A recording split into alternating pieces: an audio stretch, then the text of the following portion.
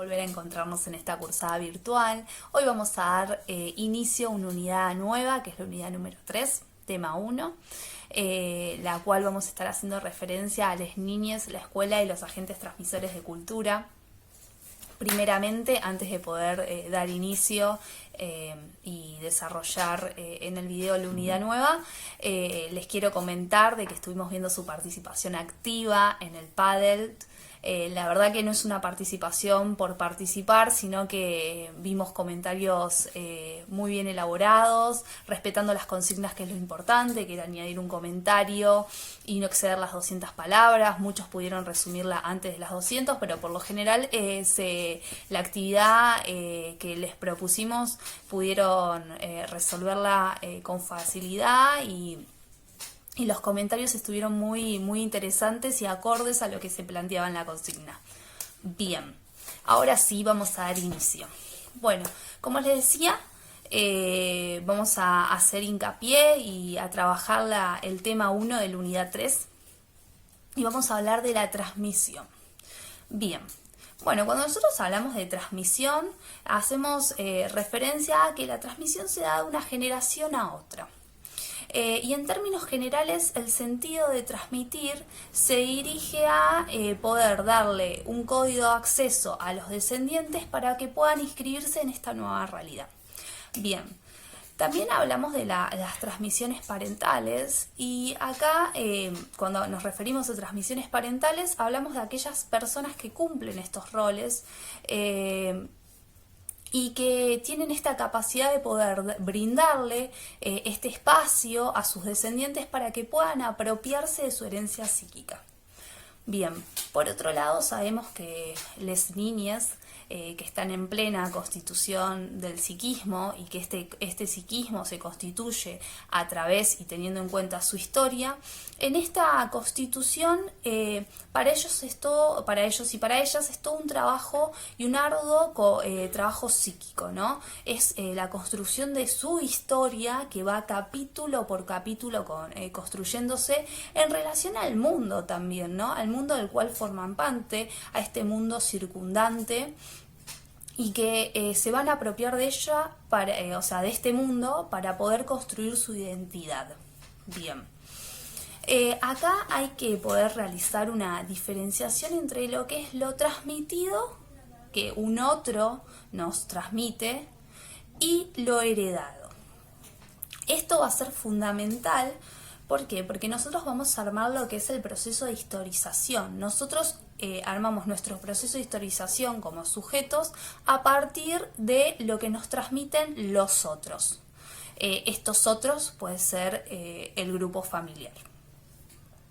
Y el sujeto se va a ir incorporando de manera inconsciente muchas veces. Hay contenidos que se transmiten y va a ir constituyendo su lugar como heredero de este grupo familiar al cual va a pertenecer.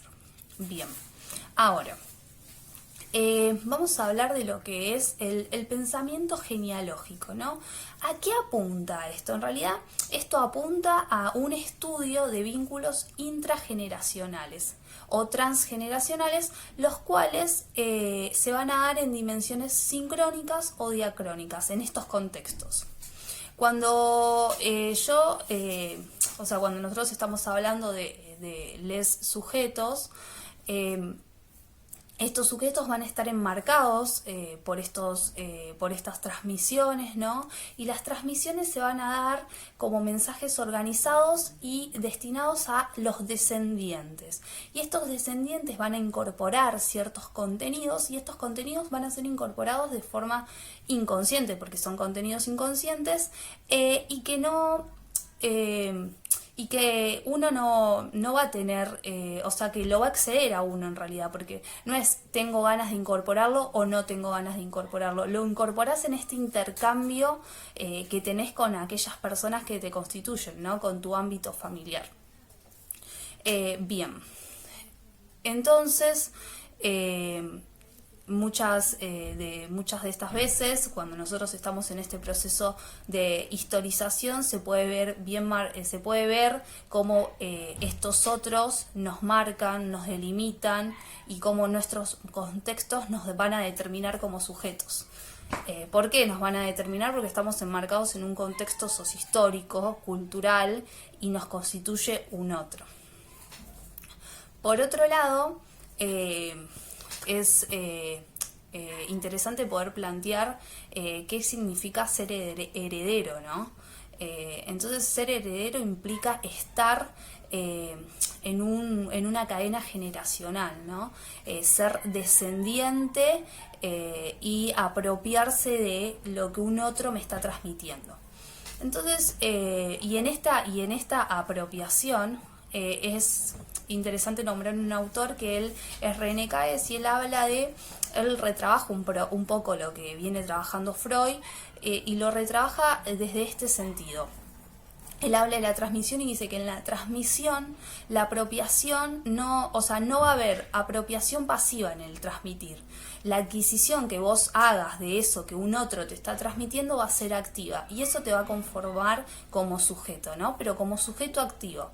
Y esto te va a llevar a una transmisión y una apropiación que te va a constituir una transmisión simbólica.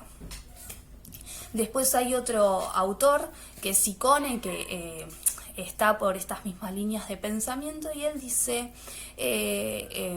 si bien estos procesos son inconscientes, la transmisión tiene un sentido. ¿Y cuál es el sentido de la transmisión? Y él dice, la transmisión y el sentido de esta está en los pensamientos y en los actos. Entonces, como está en el pensamiento y en los actos, nos va a dar un ejemplo claro. Bien, el ejemplo que da él es, por ejemplo, un niño le pregunta a su padre, o a aquella persona que cumpla el rol de padres, le pregunta sobre un tema particular que le interesa saber a él.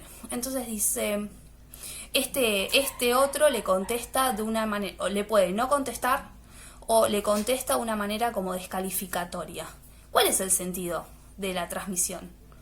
¿Cuál va a ser el sentido que va a adquirir este otro niño como receptor? Y que hay ciertas cosas que no tengo que preguntar porque a papá lo incomodan, o entonces lo que va a llevar a este niño a posicionarse en un lugar de silencio. Bien.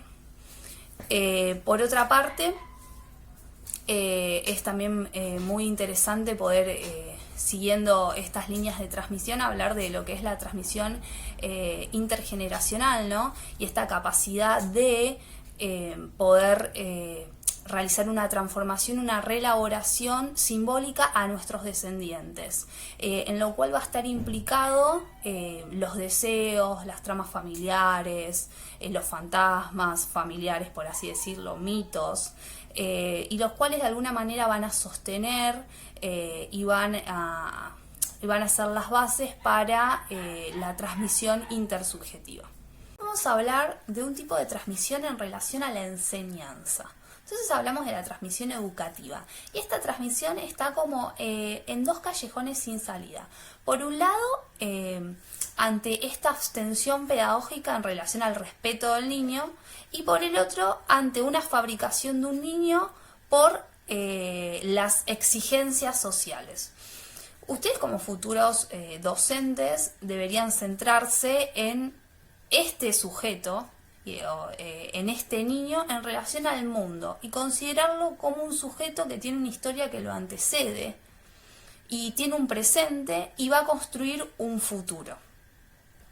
Entonces, la importancia de cómo diferentes agentes institucionales van a trabajar también en parte de la constitución de este sujeto y en su desarrollo, y cómo van a impactar. Y acá no solamente van a tener un rol los padres, sino el equipo docente, directivos, profesionales que trabajen en la escuela. Entonces todo va a abarcar todo el contexto institucional.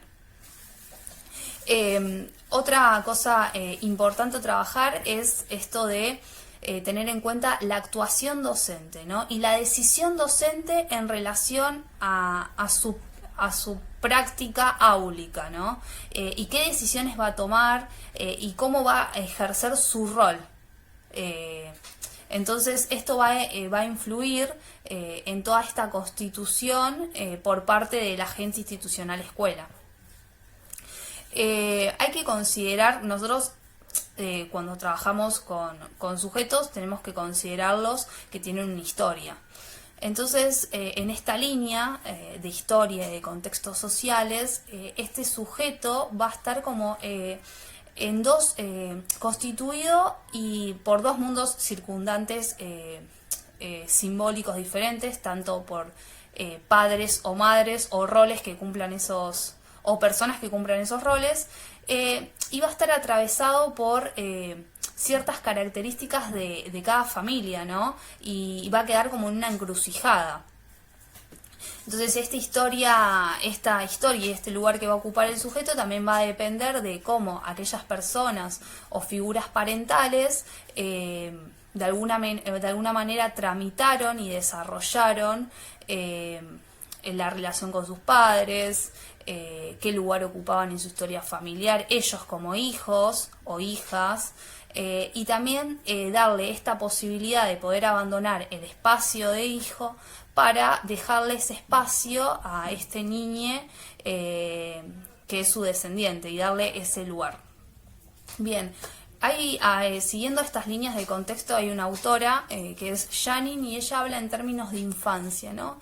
Y dice que la infancia es una etapa, ¿no?, en la que el sujeto o las niñas van a estar sujetos a los avatares de los otros, ¿no? Y cómo estos otros van a operar en su constitución más allá de querer hacer ciertas cosas que no las hacen intencionalmente, sino las hacen de manera inconsciente, y cómo estos contenidos inconscientes van a implicar en estos sujetos descendientes. Bien, ahora voy a pasar una diapositiva, la cual me pareció muy importante porque tiene una frase que es para reflexionar, para pensar, para poder meditar, y después de esta frase, a partir de esta frase, se desplegaron ciertas preguntas, las cuales ustedes igual lo van a poder ver en el aula virtual, está en la clase número 6, porque lo dejé como actividad.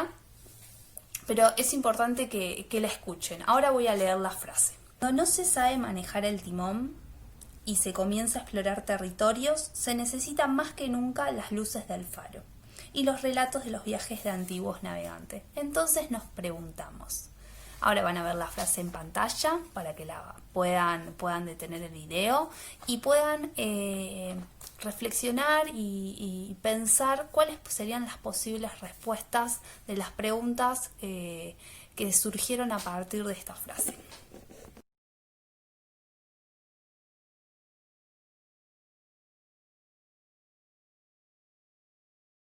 Después de haber escuchado la frase y de leer las preguntas, me gustaría cerrar este tema con la entrada del niño a su campo simbólico, el cual va a estar atravesado por un contrato social familiar, en el cual este niño va a estar sujeto a los lineamientos de su familia, a los pensamientos, a ciertas exigencias y normas que operan en ellos. Bien. Ahora vamos a pasar voy a nombrar algunas características actuales que inciden en la subjetividad de nuestros niños de hoy en día. Bueno, primero la idealización de la infancia. Cuando hablamos de la idealización de la infancia, los posicionan a estos niños en un lugar de omnipotencia infantil y sus padres quedan relegados de este lugar, y estos niños también, al posicionarlo en este lugar de omnipotente, no son sostenidos, no son protegidos, no son amparados, y son como niños que todo lo pueden. Bien, otra característica es la intolerancia al sufrimiento, ¿no? Hoy en día no se les da lugar a que les niños puedan realizar ciertas tramitaciones de situaciones dolorosas. Es como que los sujetos somos como máquinas, parecemos, que no tenemos el derecho a estar mal, a estar tristes, y no se tiene en cuenta que capaz, por ejemplo, situaciones muy cotidianas, ¿no?, de el comienzo de una nueva etapa, ¿no? De pasar del nivel inicial al nivel primario, y que muchos niños y niñas de hoy lloran porque les cuesta despegarse de sus padres. Esto es toda una tramitación que tienen que hacer en su psiquismo, bueno, y no se les da el lugar, se pretende que estos chicos se sobreadapten bruscamente. Otra característica es la desvalorización del juego. No se da el espacio y el tiempo del juego, ¿no? Del jugar. Lo que requiere el jugar en la infancia y lo importante, el jugar es imprescindible en la infancia, ¿no? Constituye también, es base para la constitución del fantaseo, ¿no? De poder crear juegos simbólicos, y es parte del desarrollo y que todos las niñas deberían tener este derecho y este espacio de juego. Y en realidad está abarcado dentro de los derechos, a eso me refería, dentro de los derechos del niño, ¿no? Entonces, si no tienen este espacio, es más, las mismas situaciones áulicas, por lo general cuando un niño juega en clase, lo que hacen es retarlo para que se adapte a la clase. ¿Y qué pasa? Se supone que si estamos trabajando, ustedes como futuros docentes deberían tener en cuenta, si estamos trabajando con, van a trabajar ustedes con futuros alumnos que van a estar transitando y gran parte de su niñez en la escuela, en estas instituciones, deberíamos dejar un espacio para el juego. Y en el aula se pueden trabajar los contenidos a través de material lúdico. No sé, por ejemplo, pueden trabajar la adquisición de los números naturales, y esto de poder, ¿cómo se llama?, fortalecer estos conocimientos, no sé, con el juego, por ejemplo, el bingo, ¿no? Y se pueden proponer ciertos espacios sin perder de vista el contenido. Entonces creo que es necesario que ustedes también lo puedan tener en cuenta. Y darle el espacio al juego no significa perder horas de clase, porque estamos trabajando contenido igual.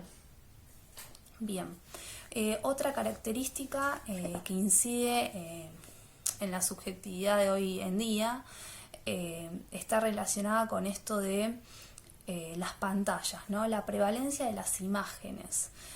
Hoy en día las pantallas ocuparon un lugar muy importante y ocuparon un lugar muy importante en la infancia, que tanto con videojuegos, con celulares, tablets, bueno, y demás, sobre la lectura, ¿no? Y cómo se pierde lo enriquecedor de la lectura, ¿no? Lo cual la lectura nos permite apropiarnos y recrear las transmisiones. También acompañado de las pantallas vienen estos estímulos rápidos, ¿no? Este procesamiento de información que los niños no están preparados y que no deja lugar a la creación de un pensamiento, ya que no pueden metabolizar esta información, porque la información viene de una manera muy veloz, los cuales ellos no están preparados, y al no poder metaforizar esta información, quedan como un estado de excitación permanente. Bien, por otro lado, otra de las características también esto es la característica de la deidificación del consumo, del mercado, ¿no? Estamos atravesados en una sociedad capitalista, en la cual hoy en día se posiciona el sujeto como sujeto consumidor, y muchos padres de hoy en día quieren cubrir las faltas con juguetes o objetos y se están olvidando de algo muy importante, que es priorizar y fortalecer los vínculos. Así que bueno, estas son algunas de las características en términos generales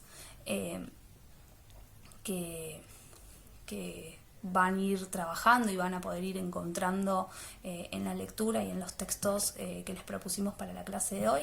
Así que bueno, doy por finalizada la clase de hoy. Espero que haya sido lo más clara posible, y cualquier cosa saben que estamos la profe Ailén y yo conectadas en el foro, nos pueden enviar un mail ante cualquier duda o inconveniente. Así que les deseo buena semana y les mando un beso enorme, y sigamos transitando de la mejor manera posible la cursada en estos contextos de virtualidad. Cuídense.